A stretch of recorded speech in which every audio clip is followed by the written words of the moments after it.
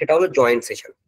Joint সেশনের বাংলা হলো যৌথ অধিবেশন। মানে বুঝতেই পারছো, যেখানে লোকসভা, রাজ্যসভা এবং লোকসভা তারা একসাথে জয়েন্ট সেশনটা কন্ডাক্ট করে। ঠিক আছে, কিন্তু কেন এটা হয় সেটা মাথায় রাখবে। আচ্ছা ধরো নর্মাল একটা বিল, আমাদের দেশে যে আইন তৈরি হয়, আমাদের দেশে যখন কোনো আইন তৈরি হয় প্রথমে একটা বিল আমরাকে নিয়ে আসি। হ্যাঁ, এই বিলটাকে আমরা বলি একটা ড্রাফট প্রপোজাল, মানে এটা লিখিত প্রপোজাল এটা থাকে।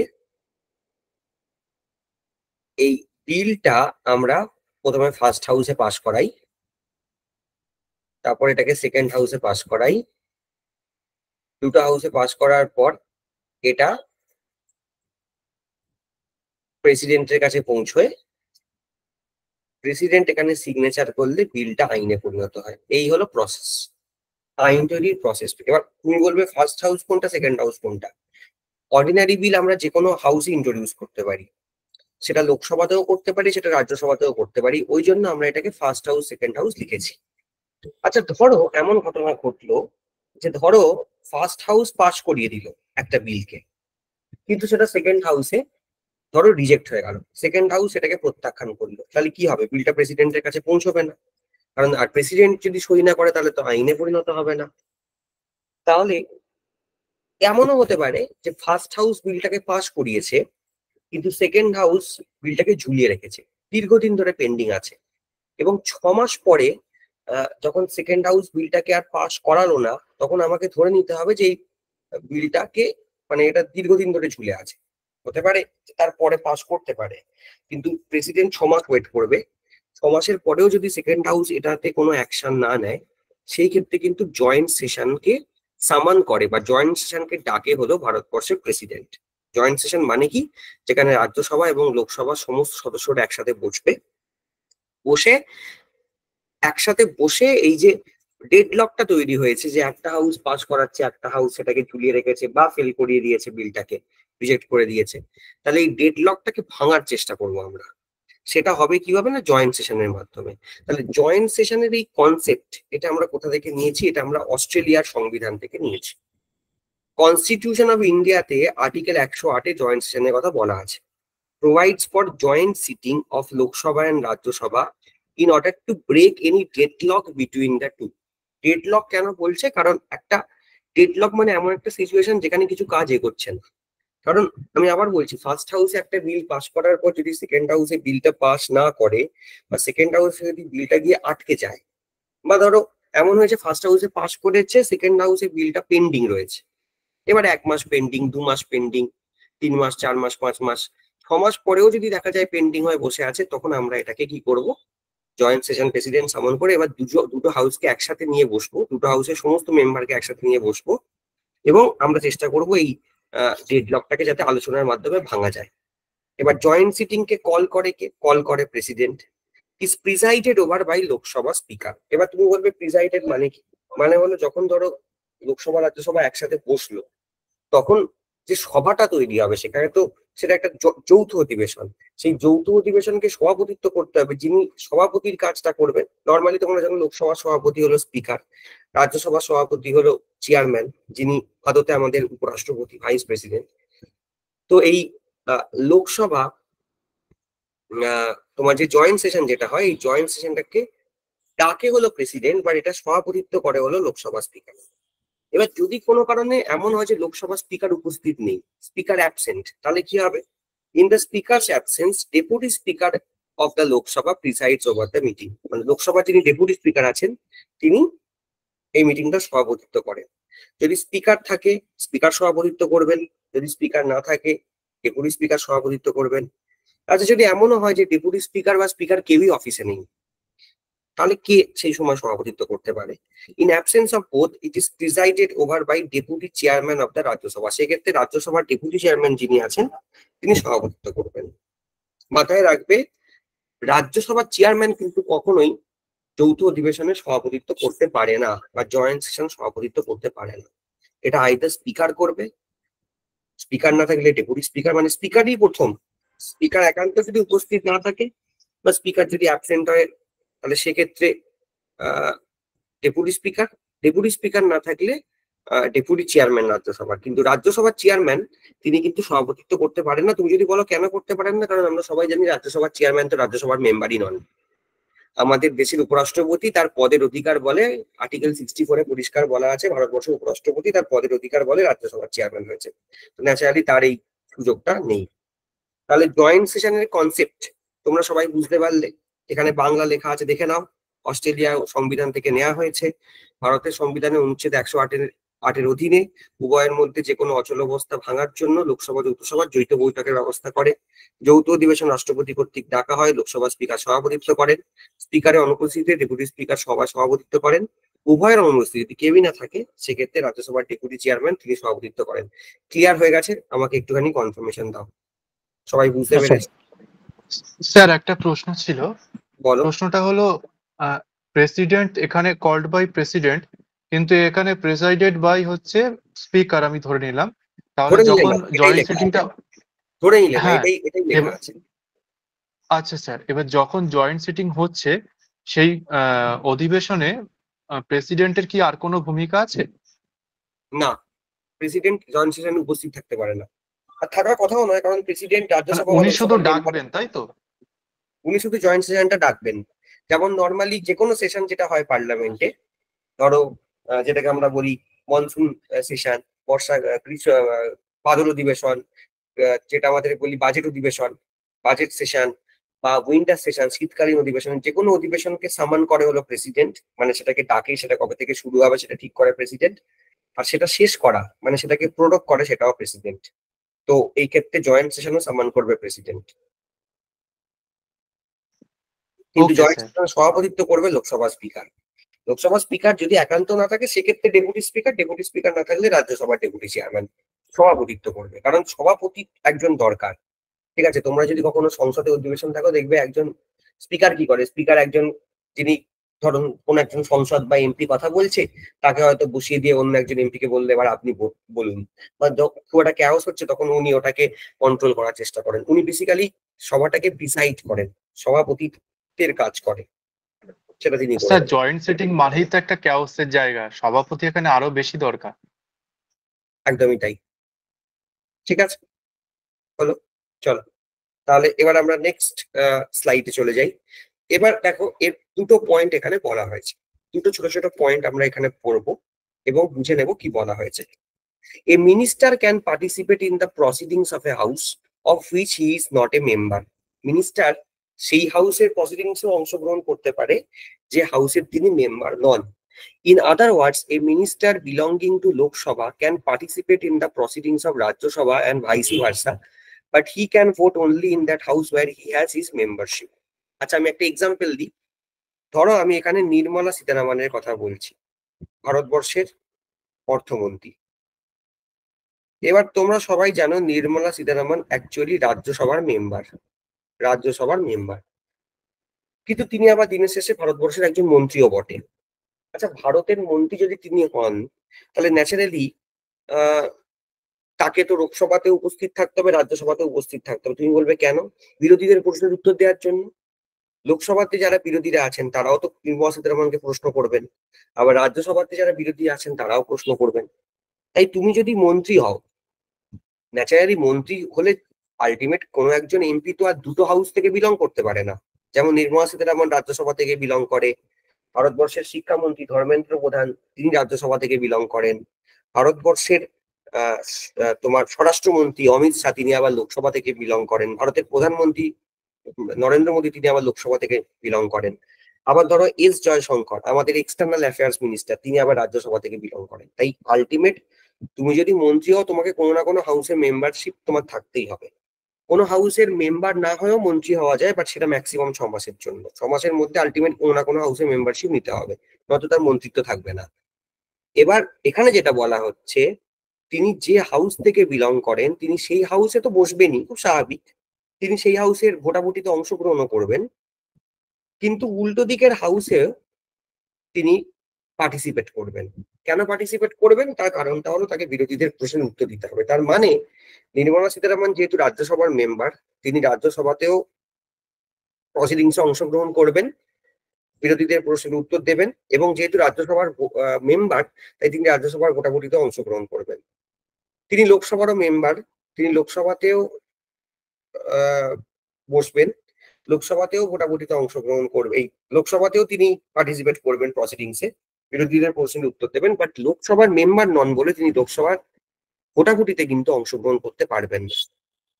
তার মানে যিনি মন্ত্রী তিনি দুটো হাউসেই তাকে যেতে হবে, কারণ নির্মলা সীতারামন ভারতবর্ষ অর্থমন্ত্রী, এস জয়শঙ্কর ভারতবর্ষের এক্সটার্নাল অ্যাফেয়ার্স মিনিস্টার, তাদেরকে লোকসভায় যেতে হবে। লোকসভাতে বিরোধীরা যদি কোনো কোশ্চেন করে তাদেরকে সেই কোশ্চেনের আনসার দিতে হবে, তারা দায়বদ্ধ লোকসভা এবং রাজ্যসভা দুটোর কাছে বিরোধীদের কাছে আনসার দেওয়ার জন্য। তাই জন্য এখানে বলা হয়েছে একজন মন্ত্রী তিনি যে হাউসের মেম্বার নন সেই হাউসের প্রসিডিংসে অংশগ্রহণ করবেন, আর যে হাউসের মেম্বার সেই হাউসে তিনি এমনিই করবেন, ছেড়ে দাও। তবে মাথায় রাখতে হবে তিনি ভোট সেই হাউসেই দিতে পারবেন যে হাউসে তার মেম্বারশিপ রয়েছে। উল্টো দিকের হাউসে তিনি অংশগ্রহণ করবেন প্রসিডিংসে, বিরোধীদের প্রশ্নের উত্তর দেবেন, বাট ভোটাভুটিতে অংশগ্রহণ করবেন না। ক্লিয়ার এই পয়েন্টটা? প্রথম পয়েন্টটা সবাই বুঝতে পেরেছো? উইচ ইজ কোয়াইট লজিক্যাল, কারণ মন্ত্রী হলে তুমি একটা হাউস এসকেপ করতে পারবে না, তোমাকে দুটো হাউসেই বিরোধীদের প্রশ্ন উত্তর দিতে হবে, কারণ রাজ্যসভা লোকসভা দুটোতেই বিরোধীরা রয়েছে। বুঝতে পেরেছো পয়েন্টটা? হ্যাঁ স্যার, ক্লিয়ার। একটু সবাই থামস আপ দিয়ে দিও, না আমি বুঝতে পারছি না তোমাদের তরফ থেকে তোমরা বুঝতে পারছো কিনা। এবার দেখো সেকেন্ড পয়েন্টে যেটা বলা হয়েছে, সেকেন্ড পয়েন্টটা বলছে a minister who is not a member of any house can participate in the proceedings of both the house. এবার ধরো আমি একজনের কথা বললাম, ধরো মিস্টার এক্স, এবার কোন হাউসের এক্স লিখলে আবার ক্রস ভাবতে পারো, ধরো এটাকে আমি এ করে দিই।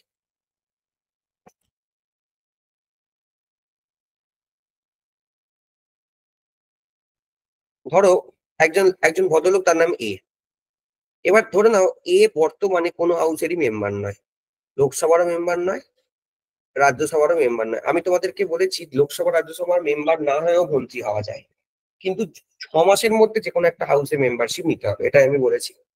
তাহলে এখন এ লোকসভা রাজ্যসভা কোনো হাউসেরই মেম্বার নয়, তাহলে এ দুটো হাউসেই প্রসিডিংসে পার্টিসিপেট করতে পারে। ভোটাভুটি একটাতেও করতে পারবে না, কারণ ভোটাভুটিতে অংশগ্রহণ করতে গেলে হাউসে মেম্বারশিপ নিতে হয়, সেটা তো সম্ভব নয়। তো ইয়ে minister who is not a member of any house can participate in the proceedings of both the houses, দুটো হাউসেই প্রসিডিংসে অংশগ্রহণ করতে পারে। It should be noted here that a person can remain a minister for 6 months without being a member of either house of the parliament, এবং এটাও এখানে note করে রাখতে হবে যে কোনো হাউসের মেম্বার না হয়েও তুমি 6 মাস অবধি কিন্তু পার্লামেন্টে তোমার মেম্বারশিপ থাকতে পারে। বাট হ্যাঁ, এটাও মাথায় রাখবে যে 6 মাসের মধ্যে কিন্তু তোমার মেম্বারশিপ নিতে হবে, যদি সেটা তুমি না নাও তাহলে কিন্তু তোমার মন্ত্রিত্ব চলে যাবে। আমাদের রিসেন্টলি মমতা ব্যানার্জির এক্সাম্পলটাও তোমরা মাথায় রাখতে পারো। আমাদের পশ্চিমবঙ্গের সমস্যা হলো পশ্চিমবঙ্গে তো আর বিধান পরিষদ নেই, শুধু বিধানসভা আছে, একটা হাউসই আছে। আর তিনি যেহেতু আলটিমেট ওই শুভেন্দু অধিকারীর কাছে নন্দীগ্রাম থেকে হেরে গেলেন 2021 সালে, আর তাই তার কাছে কিন্তু মন্ত্রিত্ব টিকিয়ে রাখার একটাই অপশন ছিল যে তাকে যে কোনো একটা বিধানসভা থেকে জিতে আসতে হতো। বিধান পরিষদের অপশনটা পশ্চিমবঙ্গে নেই। আমাদের অন্ধ্রপ্রদেশ, তেলেঙ্গানা, মহারাষ্ট্র, বিহার, উত্তরপ্রদেশ বা কর্ণাটক, এই 6টা রাজ্য যেখানে দুটো হাউসই রয়েছে, রাজ্যের আইনসভার ক্ষেত্রে বলছি, সেখানে বিধান পরিষদ দিয়েও ঢোকা যেত, মন্ত্রী হওয়া যেত, কিন্তু পশ্চিমবঙ্গে সেই অপশনটা নেই বলে তাকে আবার ভবানীপুর থেকে জিতে আসতে হলো। রাজ্য আর কেন্দ্রের ক্ষেত্রে একই নিয়ম যে তুমি দুটো হাউসের মধ্যে, মানে হাউসের মেম্বারশিপ না নিয়ে, তোমার আইনসভার মেম্বার না হয়ে তুমি মন্ত্রী হতে পারো ম্যাক্সিমাম 6 মাস, তার মধ্যে তোমার মেম্বারশিপটা নিতে হবে। তো এখানেও তাই। আর যতক্ষণ তুমি কোনো হাউসের মেম্বার হচ্ছ না কিন্তু তুমি মন্ত্রী হয়ে গেছো, তখন তুমি দুটো হাউসেই প্রসিডিংস অংশগ্রহণ করতে পারো, ডেফিনেটলি ভোট দিতে পারবে না, কারণ মেম্বার না হয়ে তুমি কি করে ভোটাভুটিতে অংশগ্রহণ করতে পারবে। তাহলে এই দুটো পয়েন্ট ক্লিয়ার তো? হ্যাঁ স্যার। হ্যাঁ স্যার।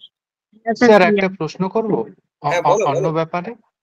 স্যার বলো। বলছি, আমার একটা প্রশ্ন ছিল যে মানে ডাউট ছিল বরাবরই যে মমতা ব্যানার্জি তো অ্যাকচুয়ালি হেরে গেছিল, হেরে যাওয়ার পরও কিভাবে মুখ্যমন্ত্রী পদটা সে পায়, মানে সেটা থাকে আর কি। আমার মনে হয় আমি তার উত্তর দিয়ে দিয়েছি যে তুমি কোনো হাউসের মেম্বার না হও মন্ত্রী রাখতে পারো 6 মাস। তার 6 মাসের মধ্যে উনি আবার ভবানীপুর থেকে জিতে গেছে, অসুবিধা কিছু নেই। Okay sir. তুমিও মন্ত্রী হতে পারো, তুমিও মন্ত্রী হতে পারো। ধরো তোমার নাম মাসুদ, তোমাকেও মন্ত্রী করে দেওয়া হলো, হতে পারে, অসুবিধা নেই, কিন্তু 6 মাসের মধ্যে তোমাকে কোনো না কোনো বিধানসভার উপনির্বাচন জিতে যেতে হবে। কারণ বিধানসভার মেম্বারশিপ না ওকে নিয়ে স্যার। তুমি 6 মাসের বেশি মন্ত্রিত্ব কন্টিনিউ করতে পারবে না। সিম্পল। ঠিক আছে, চলো। স্যার সেক্ষেত্রে যদি মমতা ব্যানার্জি না জিততো ভবানীপুর থেকে, তাহলে মুখ্যমন্ত্রী আর থাকতো না, তাই তো? অন্য কেউ মন্ত্রী হতো, অন্য কেউ মুখ্যমন্ত্রী হতো। আচ্ছা আচ্ছা। এবার তুমি আমায় বলতে পারো তৃণমূলের সরকার কি করতো না? সরকার করতো না, কারণ আমাদের বিধানসভায় একটা সরকার তৈরি করতে গেলে আমাদের টোটাল বিধানসভার সিট হলো 294টা। আমাদেরকে তার হাফের থেকে একটা বেশি সিট পেতে হয়, 294 প্লাস 2+1, যেটা সংখ্যাটা দাঁড়াচ্ছে 148। তৃণমূলের 200-র ওপরে এমএলএ আছে, তো ন্যাচারালি সরকার করার কোনো চান্স নেই। কিন্তু মমতা বন্দ্যোপাধ্যায় মুখ্যমন্ত্রী হিসেবে কন্টিনিউ করতেন না, তার বদলে অন্য কোনো এমএলএ কে মুখ্যমন্ত্রী করতে হতো, এই আর কি। Okay sir. ঠিক আছে, তাহলে এই স্লাইডটা সবাই বোঝা হয়ে গেছে, আমরা নেক্সট স্লাইডে চলে যাই। কোশ্চেন আওয়ার, এখানে বাংলা আর ইংরেজিটা একসাথেই দেওয়া আছে। এই স্লাইড গুলো দেখতে হতে একটু সুবিধা হবে, বাট তাতে খুব যায় আসে না, আমি আবার বলছি যে দুটোই আমার দেয়া আছে। দেখো, মাথায় রাখবে কোশ্চেন আওয়ার, বিরোধীরা তো প্রশ্ন করবে, এটা খুব স্বাভাবিক ব্যাপার। বিরোধীরা কেন, অনেক সময় এমন হতে পারে শাসক পক্ষ থেকেও মন্ত্রীদের তরফ, মানে মন্ত্রীদের জন্য কোনো কোশ্চেন করা হতে পারে, করা উচিত। ঠিক আছে, এটাই হয়। তো first hour of every parliamentary sitting is termed as question hour. Generally আমাদের 11টা থেকে 12টা মানে কোশ্চেন আওয়ারটা হয়, 11টা থেকে শুরু হয় পার্লামেন্ট। তো পার্লামেন্টের শুরু হওয়ার যে প্রথম ঘন্টাটা, সেটাই হলো question hour. It is mentioned in the rules of procedure of the house. Actually আমাদের সংবিধানে না, তোমরা যদি সার্চও করো, কোশ্চেন আওয়ার বলে কিছু পাবে না, কারণ কোশ্চেন আওয়ার বলে সংবিধানে কিছু বলা নেই। এটা মেনলি যেখানে বলা আছে সেটা হলো আমাদের হাউসের যে রুলস অফ প্রসিডিওর, সেখানে এই কোশ্চেন আওয়ারের সম্বন্ধে বলা আছে। ডিউরিং দিস টাইম, এই কোশ্চেন আওয়ারের সময়, the members ask questions and the minister usually give answer. এই সময় জেনারেলি মেম্বাররা কোশ্চেন করে আর মন্ত্রীরা তার আনসার দেয়, সিম্পল। ঠিক আছে, এবার কোশ্চেন আওয়ারে তুমি বলবে যে কিভাবে কোশ্চেন করা হয়। কিছুই না, কোশ্চেন আওয়ারে মেনলি যেটা করে, ধরো তুমি একটা বিরোধী, তুমি হয়তো বললে কোশ্চেন করবে, এবার তোমাকে যেটা করতে হবে, তোমার সেই কোশ্চেনটা লোকসভা বা রাজ্যসভার যে সেক্রেটারি আছে তার কাছে জমা দিতে হবে। সেই কোশ্চেনটা ন্যাচারালি, মানে তোমার নাম এবং তোমার কোশ্চেন, সেটা সেক্রেটারির তরফ থেকে চলে আসবে রাজ্যসভার চেয়ারম্যানের কাছে বা লোকসভা স্পিকারের কাছে, যারা মেনলি লোকসভা রাজ্যসভা সভাপতিত্ব করে। তারপর যেটা হবে, যখন কোশ্চেন আওয়ারে তুমি কোশ্চেন করবে, মানে তোমার নাম ওকে বলা হবে যে মাসুদ আপনি কোশ্চেন করুন। এবার যেই মাসুদ কোশ্চেন করলো, মাসুদ যে মন্ত্রীর উদ্দেশ্যে প্রশ্ন করলো, সেই মন্ত্রী যদি উপস্থিত থাকে তাহলে মন্ত্রী উত্তর দেবে। অনেক সময় এমন হতে পারে যে মন্ত্রী উপস্থিত নেই, কিন্তু তার আন্ডারে যে অ্যাটাচড প্রতিমন্ত্রী আছে তিনি হয়তো উপস্থিত আছেন। যেমন ধরো আমাদের ধর্মেন্দ্র প্রধান শিক্ষামন্ত্রী, কোনো কারণে তুমি হয়তো নিট নিয়ে একটা প্রশ্ন করেছো। এখন ধর্মেন্দ্র প্রধান হাউসে নেই লোকসভাতে, কিন্তু সুকান্ত মজুমদার আছে। ঠিক আছে, বা জয়ন্ত চৌধুরী আছে, এরা হলো শিক্ষা প্রতিমন্ত্রী, তো তারাও উত্তর দিতে পারে ধর্মেন্দ্র প্রধানের হয়ে। আর এমনও হতে পারে যে ধর্মেন্দ্র প্রধান হয়তো রাজ্যসভায় সেদিন আছে, তুমি যেদিন প্রশ্ন করছো, বা তিনি রাজ্যসভা লোকসভা কোনোতেই নেই, কোনোটাতে কোনো হাউসে আসেননি, কোনো কারণে পার্লামেন্টে আসেননি। সেক্ষেত্রে তোমার কোশ্চেনটা পেন্ডিং রয়ে যাবে, যেদিন সেই মন্ত্রী আসবে সেদিন সেই মন্ত্রী উত্তর দেবে। আর এমনও হতে পারে যে হয়তো যতজন কোশ্চেন করার জন্য মানে নামের লিস্ট দিয়েছে, সবাইয়ের কোশ্চেন হয়তো 1 ঘন্টাতে কমপ্লিট হলো না, সেক্ষেত্রে কোশ্চেন গুলো বা নামের লিস্ট গুলো পরের দিনের জন্য ক্যারি ফরওয়ার্ড হয়ে যাবে। যাদের যাদের প্রশ্ন হলো তারা আবার পরের দিন প্রশ্ন করবে, আর পরের দিন তার সাথে আবার যারা নতুন প্রশ্ন করা তারা করবে। এই হলো মোদ্দা ব্যাপার। পার্লামেন্টের প্রথম যে সিটিংটা, মানে ফার্স্ট যে ঘন্টাটা, সেটাই হলো কোশ্চেন আওয়ার, যেখানে বিরোধীরা প্রশ্ন করে, মন্ত্রীরা তার উত্তর দেয়। ক্লিয়ার? বোঝা গেছে? স্যার এখানে মন্ত্রীরা কি উত্তর দিতে বাধ্য থাকবেন, নাকি কোনো অবশ্যই, আনসার? অবশ্যই ওকে উত্তর স্যার। দিতেই হবে। হ্যাঁ, তুমি যেটা করতে পারো, ধরো আজকে কোনো একটা ইনফরমেটিভ প্রশ্ন করা হয়েছে। ধরো তোমাকে বলা হয়েছে যে ভারতবর্ষে বর্তমানে কতগুলো গ্রাম এমন আছে যেটা ইলেকট্রিফাইড, যেখানে ইলেকট্রিসিটি রয়েছে। এবার মন্ত্রী বলতে পারে যে আমাকে আপনি 5 দিন সময় দিন, আমি আমার দপ্তরের থেকে সমস্ত ডেটা কালেক্ট করে আমি আপনাকে 5 দিন পর জানাবো। That you can say, but কিছু না কিছু একটা আনসার দিতে হবে। তুমি প্রশ্ন করলে আর তুমি দুম করে এসে বসে বললে তা হবে না, কারণ মন্ত্রীরা প্রশ্নের উত্তর দিতে বাধ্য।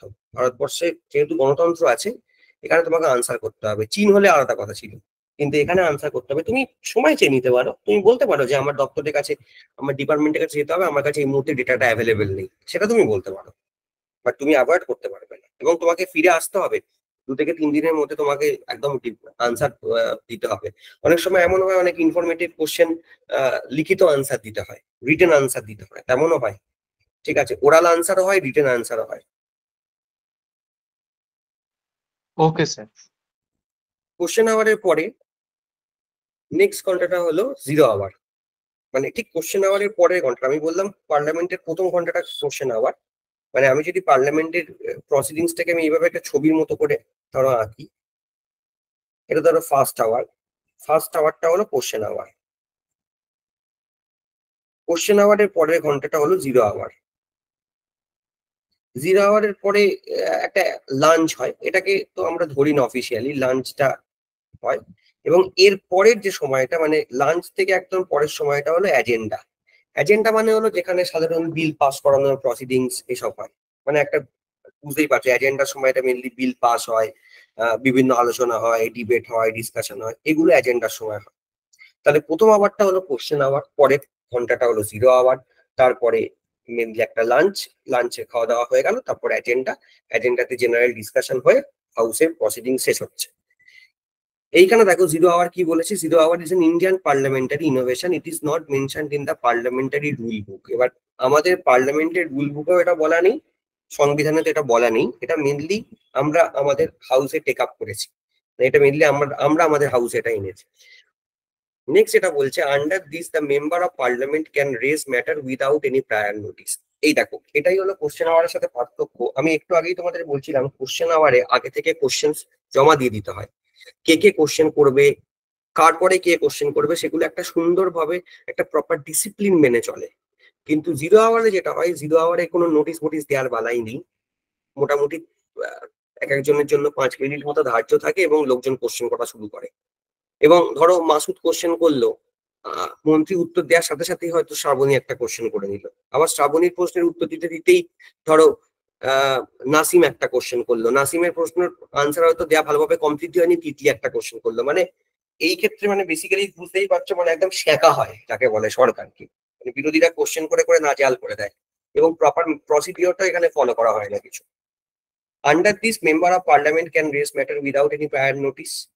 আর দেখো তারপরের পয়েন্টে যেটা বলা আছে, 0 hour starts immediately after the question hour, last until the agenda for the day, regular business of the house is taken up. এখানে আমি বলেই দিলাম তোমাদেরকে যে 0 আওয়ারটা মেনলি শেষ হচ্ছে, লাঞ্চটাকে আর যদি তুমি না ধরো মানে বলতে পারো এজেন্ডার আগেটাই হলো 0 আওয়ার, মানে কোশ্চেন আওয়ার শেষ হচ্ছে এবং এজেন্ডা শুরু হচ্ছে, সেই মাঝামাঝি সময়টাই হলো 0 hour. In other words the time gap between question hour and agenda is known as 0 hour. তুমি এটাকে যদি লাঞ্চটাকে বাদ দিয়ে দাও, তাহলে ওই কোশ্চেন আওয়ার আর এজেন্ডার যে মাঝামাঝি সময়টা সেটা হলো 0 আওয়ার। এবার তুমি যদি বলো তাহলে এক্স্যাক্টলি 0 আওয়ারের সাথে কোশ্চেন আওয়ারের পার্থক্যটা, বেসিক্যালি পার্থক্য একটাই, কোশ্চেন আওয়ারটা একটু ফর্মালিটি মেনটেন করে হয়, 0 আওয়ারটা একটু ইনফর্মাল, সেখানে একদম লোকজন দুমদাম কোশ্চেন করে এবং তোমাকে তারা আনসার করতে হবে, মানে মন্ত্রীরা তারা আনসার করবে, যদি মন্ত্রী অনুপস্থিত থাকে সেটা অন্য প্রশ্ন। ক্লিয়ার আছে, বোঝা গেছে? খোঁজা কিছুই নেই তেমন বেসিক্যালি। হ্যাঁ স্যার। স্যার স্যার হুম। বলছি যে কোশ্চেন আওয়ারের এক্সাক্ট টাইমটা কটা, না 0 আওয়ারের স্যার, মানে এইরকম একটা প্রশ্ন এসেছিল, দেখেছিলাম মনে হয়। 0 আওয়ার 12টা থেকে 1টা অব্দি হয়, কারণ 11টা থেকে 12টা যদি কোশ্চেন আওয়ার হয়, 12টা থেকে 1টা 0 আওয়ার হবে। কিন্তু দেখো, এটা না অনেকে কোশ্চেন করে, ইভেন আমাদের পুলিশের পরীক্ষাতে একবার এই কোশ্চেনটা করা হয়েছিল, এই কোশ্চেনটা না কোনো মানে হয় না। কেন আমি তোমাকে বলছি, তোমাকে একটা জিনিস বুঝতে হবে যে এটা পার্লামেন্ট, এটা কোনো নির্দিষ্ট হকি খেলা নয় যে একদম টাইম ধরে হবে। কোশ্চেন আওয়ারে যখন কোশ্চেন করছে বিরোধীরা, তখন হতে পারে মন্ত্রীরা তার উত্তর দিতে দিতে হয়তো 1 ঘন্টা ক্রস করে 1 ঘন্টা 10-15 মিনিট হয়ে গেল। সেক্ষেত্রে হয়তো 0 আওয়ারটা শুরু হবে 12টা 15 থেকে, সেটা শেষ হবে হয়তো 1টা 15-এ। তাই এক্স্যাক্টলি 12টা থেকে 1টাই একদম ঘড়ি ধরে হবে সেইভাবে তো হয় না, না? বুঝতেই পারছো, আলটিমেট মন্ত্রীরা উত্তর দিচ্ছে, একটা মন্ত্রী উত্তর দিল, সেই উত্তর পরিপ্রেক্ষিতে তুমি আর একটা কাউন্টার কোশ্চেন করলে, এরকমও হয়। ঠিক আছে? তো ওই জন্য একদম টাইম ধরেই তুমি যদি হাউস খুলে, মানে পার্লামেন্টের যে আমাদের তো এখন টিভিও আছে, তোমরা জানো, সংসদ টিভি ইউটিউবে আছে, তো সেখানেও দেখবে সবসময় কিন্তু 0 আওয়ার 12টা থেকে 1টায় শুরু করা যায় না। তবে নিয়ম হলো প্রথম ঘন্টাটার যে পরের ঘন্টাটা মানে 12টা থেকে 1টাতেই হওয়ার কথা। কিন্তু অলওয়েজ যে হবেই এমন কোনো মানে নেই, কারণ সেটা মেনটেন করাও সম্ভব নয়। যেমন ধরো আমাদের পড়াটা, ক্লাস শুরু 9টা থেকে 10টা, এবার হতেই পারে কোনোদিনও 10টা 5 হয়ে গেল, আবার কোনোদিনও এমন হতে পারে যে 9টা 50-ই আমাদের ক্লাস শেষ হয়ে গেল, দুটোই পসিবল। যেদিন যেমন আমরা পড়াশোনা করছি, যেদিন যতটা পড়া আছে বা যেদিন যতটা স্লাইডে আছে সেটা আপনি কমপ্লিট করছি, সেই অনুযায়ী তো করছি জিনিসটা। এটাই হলো উত্তর আমার। ঠিক আছে নাসিম? আচ্ছা স্যার, ঠিক আছে। স্যার আমরা কি এগুলো খাতায় নোট ডাউন করে নেব? কেন তোমাদের একটা নোট প্রোভাইড করা হবে, আবার লিখবে কেন? Okay sir. তবে হ্যাঁ, আরেকটা জিনিস আমি তোমায় বলতে পারি, পড়া মনে রাখার জন্য যেটা করতে পারো, নোট তো তোমাদেরকে দিয়ে দেওয়া হচ্ছে, আমার এই পিপিটি গুলোই তোমরা সম্ভবত পিডিএফ করে পেয়ে যাবে, এগুলো প্রিন্ট তোমরা করবে না, তোমরা খাতায় লিখবে। তাহলে যেটা সুবিধা হবে, খাতায় একটা নোট হয়ে যাবে, আর যদি নিজেরা একটু লিখে নিতে পারো তাহলে মনে রাখাটা অনেক সুবিধে, প্রিন্টিং এর দিকে যাবে না, এটা আমি সবাইকে বলবো। অনেক বেটার হয় স্যার। হ্যাঁ কারণ তোমাদের একটা মেন সুবিধে হলো, অ্যাডভান্টেজ হলো এটাই যে তোমাদের সপ্তাহে একদিন ক্লাস হয়, তার মানে আমি একটা দিনে যেটা করাচ্ছি সেটা আলটিমেট, তুমি সপ্তাহে যদি প্রতিদিন 15-20 মিনিট করে লেখো, তাতেও তোমার খাতায় লেখা কমপ্লিট হয়ে যাবে। প্রিন্ট করতে গেলে প্রথমত প্রিন্টের একটা খরচা আছে, দ্বিতীয়ত হলো প্রিন্ট করা থাকলে জিনিসটা পড়ে থাকে, যদি খাতায় লিখে রাখতে পারো তাহলে না সেটা মনে অনেক বেশি থাকে। কারণ আমি পড়াচ্ছি, জিনিসটা একবার তুমি রিডিং করে নিয়ে যদি খাতায় তুলে নিতে পারো, যখন তুমি লিখবে তখন তো তোমার আলটিমেট দেখে দেখে লিখতে হবে জিনিসটা, তোমার 80% জিনিসটা মাথায় ঢুকে যাবে। এবং খাতায় নোটটা তোলা থাকলে পরীক্ষার আগের দিন রিভিশন করতে খুব সুবিধা হয়, প্রিন্ট করে বা পিডিএফ দিয়ে রিভিশন করা যায় না, আর যাই হোক না কেন। ঠিক আছে, এটা রেকর্ডেড ক্লাস থেকে ওটা আমরা নোট ডাউন করে নিতে পারি। করতে পারো, করতে পারো, কিন্তু যদি খাতায় লিখে রাখতে পারো জিনিসটা তাহলে বেটার আমি বলবো। হ্যাঁ স্যার। স্যার ইংলিশে 4টে পয়েন্ট, বাংলায় কেন 3টে দিলেন? একসাথেই দেখো দুটো জুড়ে দেওয়া হয়েছে, ঠিক আছে। প্রথমটা দেখো, 0 hour is an Indian parliamentary innovation, it is not mentioned in the parliamentary rules। 0 hour হলো ভারতীয় সংসদীয় উদ্ভাবন, সংসদীয় বিধিবিধান বইয়ে উল্লেখ নেই। সেকেন্ডটা হলো until under this member of parliament can raise matter without any prior notice, এর অধীনে সংসদরা নোটিশ ছাড়াই উত্থাপন করতে পারে। তারপর দেখো, 0 hour start immediately after the question hour lasts until the agenda for that day is taken up। 0 hourটি প্রশ্নোত্তরের পরে শুরু হয় এবং দিনের এজেন্ডা গ্রহণ না হওয়া পর্যন্ত স্থায়ী হয়। In other words, time gap between question hour and agenda is known as 0 hour। সেটা আর বাংলাতে লিখে দিই, মানে কোশ্চেন আওয়ার আর এজেন্ডার মাঝামাঝি সময়টা কি বলে 0 hour, কারণ তৃতীয় পয়েন্টটাতে সেটা বলাই আছে, বাংলাতে প্রশ্নোত্তরের পরেই শুরু হয় আর এজেন্ডা গ্রহণ না হওয়া পর্যন্ত চলে, তার মানেই মাঝামাঝি সময়।